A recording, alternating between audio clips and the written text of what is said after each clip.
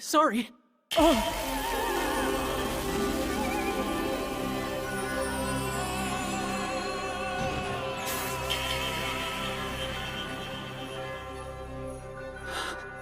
I know that sap anywhere. A soulmate? Oh. Hey, are you wearing a middle school uniform? Huh? Do you got a problem? 100 Girlfriends has a concept which makes the anime itself incredibly difficult to manage. Rentarou Aijo is a really awesome guy who has 100 soulmates due to a mistake made by an irresponsible god who happens to be the show's narrator. Simple concept, right? But what that means in practice is that the anime has to contend with a minimum of 101 reoccurring characters eventually. Season 2 of the anime feels way different to Season 1.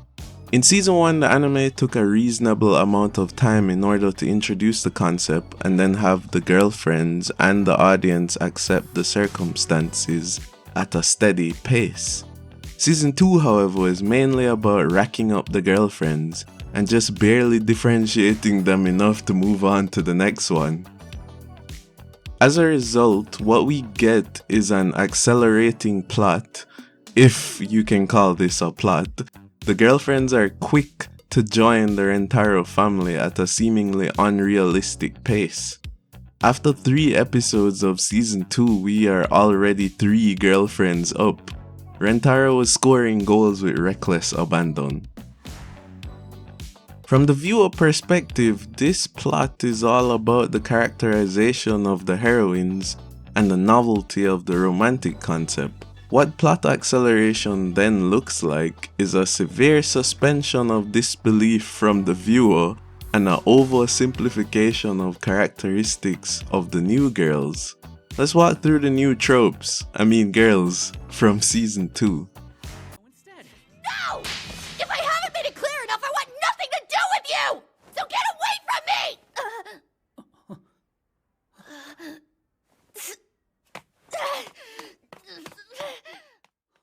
The first girl of Season 2 is Kurumi, and she likes food. That's it. She also gets an attitude when she's hungry because she likes food. Rentarou seduces her by literally making a sandwich. She's also in middle school, and a year younger than the rest of the cast. There are moral questions here, but that's for another video.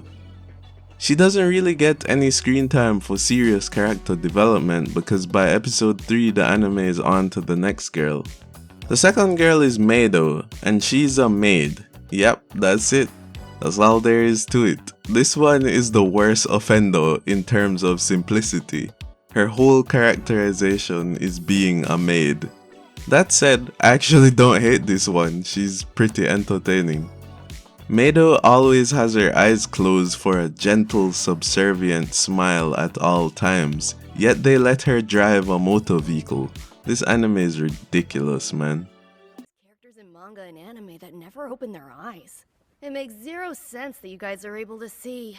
I'm very curious as to what gave you the impression that I'm able to see. You really can't see? Then how the heck do you get around so easy? My other senses have grown strong. The third girl, Iku, is a sporty tomboy who plays baseball and is also a masochist. This one is fun but also simplified, plus the masochist characterization reached its peak in anime with Darkness from Konosuba. So this character archetype literally cannot be done any better, and they don't seek to add anything to the formula. Mimimi is the next girl up, and her thing is that she is a narcissist focused on beauty. This one is maybe the most nuanced, as she is obsessed with personal beauty, but also preaches the idea that people are not born beautiful but instead must work at the craft. I actually like her characterization because through her the anime decouples wealth and beauty. She's beautiful but not rich, so it's interesting because her beauty is something she strived for. The last girl they introduced to the gang is my least favorite, Kakure. Her thing is that she's super shy. She vanishes when gazed upon, just like the money in my bank account.